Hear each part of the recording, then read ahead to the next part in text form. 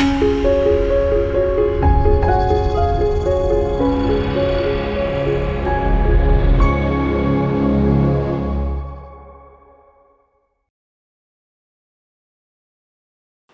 మాత్రం. నేను మీ journalist Navatha. Welcome to R voice.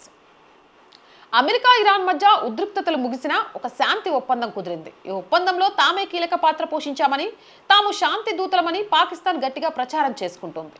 ప్రపంచవ్యాప్తంగా ఉగ్రవాదానికి ఊతమిస్తుందనే ముద్రపడిన పాకిస్తాన్ హఠాత్తుగా శాంతి ప్రవచనాలు పలకడంపై అంతర్జాతీయ సమాజంతో పాటు భారత్లోనూ తీవ్ర చర్చ నడుస్తోంది. మరోవైపు అంతర్జాతీయ ప్రతిష్టను పెంచుకోవాలని పాక్ చూస్తున్నప్పటికీ సొంత ఇంట్లో పుట్టిన తిరుగుబాటు ఆ దేశ అసలు రంగును బయటపెడుతోంది. అమెరికా ఇరాన్ దేశాలు కొన్ని రోజులుగా జరుగుతున్న యుద్ధాన్ని పక్కన పెట్టి ఒప్పందానికి రావడం ఖచ్చితంగా ప్రపంచ రాజకీయాల్లో ఒక పెద్ద మలుపు. అయితే ఈ ప్రాంతంలో తన ఉనికిని చాటుకోవడానికి పాకిస్తాన్ ఈ అవకాశాన్ని వాడుకుంటుంది. మధ్యప్రాచ్యంలో శాంతి నెలకొల్పడానికి తామే ఇరు దేశాల మధ్య మధ్యవర్తిత్వం వహించామని పాకిస్తాన్ విదేశాంగ శాఖ, అక్కడి మీడియా హోరెత్తిస్తున్నాయి. తాము కేవలం ఒక దేశం కాదని, ప్రపంచ శాంతిని కాపాడే శక్తి అని చూపించుకునే ప్రయత్నం చేస్తున్నారు. ఉగ్రవాద సంస్థలకు నిధులు సమకూర్చడం, ఆశ్రయం ఇవ్వడం వంటి కారణాల వల్ల పాకిస్తాన్ ఎప్పుడూ అంతర్జాతీయంగా ఏకాకి అవుతూనే ఉంది. Financial action task force grey list నుంచి బయటపడడానికి తీవ్రంగా శ్రమించిన చరిత్ర పాకిస్తాన్ది. అలాంటి దేశం ఇప్పుడు హఠాత్తుగా శాంతి దూత అవతారం ఎత్తడం వెనుక కేవలం తనపై ఉన్న ఉగ్రవాద ముద్రను చెరిపేసుకునే తాపత్రయం మాత్రమే కనిపిస్తోందని విశ్లేషకులు భావిస్తున్నారు. పాకిస్తాన్ అంతర్జాతీయంగా ఎంతగా డబ్బ కొట్టుకున్నా దేశీయంగా, ముఖ్యంగా పాకిస్తాన్ ఆక్రమిత కాశ్మీర్లో జరుగుతున్న అల్లర్లు, ఆందోళనలు ఆ దేశ డొల్లాతనాన్ని కళ్లకు కడుతున్నాయి. 70 ఏళ్లకు నమ్మిన కాశ్మీరులకు పాకిస్తాన్ చేసిన ద్రోహం ఇప్పుడు వీధికెక్కింది. భారత్ నుంచి అక్రమంగా లాక్కున్న ఈ ప్రాంతాన్ని పాకిస్తాన్ ఆజాద్ కాశ్మీర్ అని పిలుస్తోంది. అక్కడి ప్రజలను నమ్మించడానికి ప్రత్యేక అధికారులను, స్వతంత్ర జ్యుడిషియరీని ఏర్పాటు చేసింది. దాంతో 7 దశాబ్దాలుగా పీఓకే ప్రజలు తాము నిజంగానే స్వతంత్రంగా ఉన్నామని, పాకిస్తాన్ తమకు రక్షకుడని నమ్మారు. కానీ అది కేవలం ఒక ముసుగు మాత్రమేనని గ్రహించడానికి వారికి ఇంతకాలం పట్టింది. పాకిస్తాన్ తమను కేవలం ఒక వనరుగా మాత్రమే వాడుకుంటుందని, తమ హక్కులను కాలరాస్తుందని పీఓకే ప్రజలు ఆలస్యంగా గ్రహించారు. ఈ క్రమంలోనే అక్కడ జాయింట్ యాక్షన్ కమిటీ ఏర్పాటైంది. ఈ కమిటీ ఆధ్వర్యంలో పీఓకే వ్యాప్తంగా ఊహించని స్థాయిలో నిరసన జ్వాలలు ఎగిసిపడ్డాయి.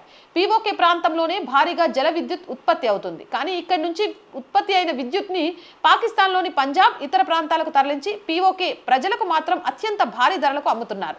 తమ నీళ్లతో ఉత్పత్తి అయిన విద్యుత్ని తమకు తక్కువ ధరకు ఇవ్వాలనేది వారి ప్రధాన డిమాండ్. ఇక గోధుమలు, పిండి, వంట గ్యాస్ వంటి కనీస నిత్యావసర వస్తువులపై పాకిస్తాన్ సబ్సిడీలను ఎత్తివేసింది. దీంతో ఆకలి కేకలు మొదలయ్యాయి. పీఓకే అసెంబ్లీలో 12 స్థానాలను పాకిస్తాన్ నేరుగా నామినేట్ చేసుకుంటుంది. అంటే స్థానిక ప్రజల ఓట్లతో సంబంధం లేకుండా పాకిస్తాన్ ఇస్లామాబాద్ నుంచి రిమోట్ కంట్రోల్ ద్వారా పీఓకే ప్రభుత్వాన్ని ఆడిస్తుంది. దీనిపై స్థానికులు తీవ్రంగా మండిపడుతున్నారు.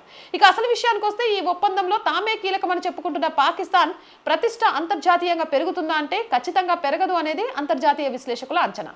పాకిస్తాన్ ఒక చేత్తో ఉగ్రవాద సంస్థలైన లష్కరే తోయిబా, జైషే మహమ్మద్ వంటి వాటిని పోషిస్తూ మరో చేత్తో శాంతి గురించి మాట్లాడితే నమ్మడానికి ప్రపంచ దేశాలు అమాయకంగా లేవు. అమెరికా కూడా పాక్ ని కేవలం ఒక ప్రాంతీయ అవసరాల కోసం వాడుకుంటుందే తప్ప దానికి ఒక నమ్మకమైన శాంతి భాగస్వామి హోదాను ఎప్పటికీ ఇవ్వదు. పాకిస్తాన్ ప్రస్తుతం IMF అప్పుల మీద, సౌదీ అరేబియా, చైనాల భిక్ష మీద నడుస్తోంది. సొంత దేశంలో ద్రవ్యోల్బణం ఆకాశాన్ని తాకుతోంది. ఆర్థికంగా దివాలా తీసిన ఒక దేశం అంతర్జాతీయంగా పెద్దన్న పాత్ర పోషించాలనుకోవడం హాస్యాస్పదం. ఒక దేశం అంతర్జాతీయంగా ప్రతిష్టను సంపాదించాలంటే మొదట ఆ దేశంలో రాజకీయ, ఆర్థిక స్థిరత్వం ఉండాలి. పాకిస్తాన్లో ఒకవైపు బలూచిస్తాన్లో తిరుగుబాటు, మరోవైపు ఖైబర్ పఖ్తున్ఖ్వాలో ఉగ్రవాద దాడులు, ఇంకోవైపు పీఓకేలో ప్రజాందోళనతో దేశం ముక్కలయ్యే పరిస్థితికి వచ్చింది. సొంత ఇంటిని చక్కబెట్టుకోలేని దేశం ప్రపంచ దేశాల మధ్య శాంతి కుదుర్చుందనే ప్రచారాన్ని ఎవ్వరూ సీరియస్గా తీసుకోరు. అమెరికా ఇరాన్ ఒప్పందాన్ని అడ్డం పెట్టుకుని శాంతి దూతగా చలామణి అవ్వాలని చూస్తున్న పాకిస్తాన్ ప్రయత్నాలు బూడిదలో పోసిన పన్నీరవుతాయి. 70 ఏళ్లుగా ఆజాద్ కాశ్మీర్ పేరుతో ఆ ప్రాంత ప్రజలను ఎలా మోసం చేసిందో ఇప్పుడు ప్రపంచానికి స్పష్టంగా తెలిసొచ్చింది. హక్కుల కోసం పోరాడుతున్న పీఓకే ప్రజలపై తుపాకులు గురిపెడుతూ అంతర్జాతీయంగా శాంతి ప్రవచనాలు పలకడం పాకిస్తాన్ ద్వంద్వ నీతికి నిదర్శనం. ఈ ఒప్పందం వల్ల పాకిస్తాన్ ప్రతిష్ట పెరగడం పక్కన పెడితే పీఓకేలో జరుగుతున్న మానవ హక్కుల ఉల్లంఘనలు, ఆర్థిక అణచివేత అంతర్జాతీయ వేదికలపై పాకిస్తాన్ని మరింత దెబ్బతీసే అవకాశం ఉంది. ఏదేమైనా ఉగ్రవాదానికి కాపలాదారు ఎప్పటికీ శాంతి దూత కాలేడు అనే నిజాన్ని పాకిస్తాన్ ప్రస్తుత పరిస్థితి మరోసారి నిరూపిస్తుంది. మీరేమంటారు? మీ అభిప్రాయం ఏంటో కామెంట్ చేయండి. జై హింద్, జై భారత్. అండ్ రోజు చెప్తుందేనండి, R group of channels, R voice, R political, R Sanskriti, 3 మన ఛానల్సే. So please subscribe our channels. Content బాగుంది అనిపిస్తే లైక్ చేయండి, షేర్ చేయండి, మీ అభిప్రాయాన్ని కామెంట్ చేయండి. అండ్ ఆర్థికంగా ఆర్ వాయిస్కి చేయుతగా నిలవండి. ఆర్థికంగా ఆర్థికంగా సపోర్ట్ చేయాలి అంటే సబ్స్క్రిప్షన్ పక్కనే జాయిన్ అనే బటన్ ఉంది. 1 to 5 లెవెల్స్ ఉన్నాయి. ఏదో ఒక లెవెల్లో సపోర్ట్ చేయండి. లేదా స్క్రీన్ మీద గూగుల్ పే, ఫోన్పేతో పాటు అకౌంట్ డీటెయిల్స్ ఉన్నాయి. మీకు తోచిన సహాయాన్ని అందించవచ్చు. వ్యాపార ప్రకటనల కోసం, మార్కెటింగ్ యాడ్స్ కోసం 8328 500 576 నెంబర్ని సంప్రదించండి. జై హింద్, జై భారత్.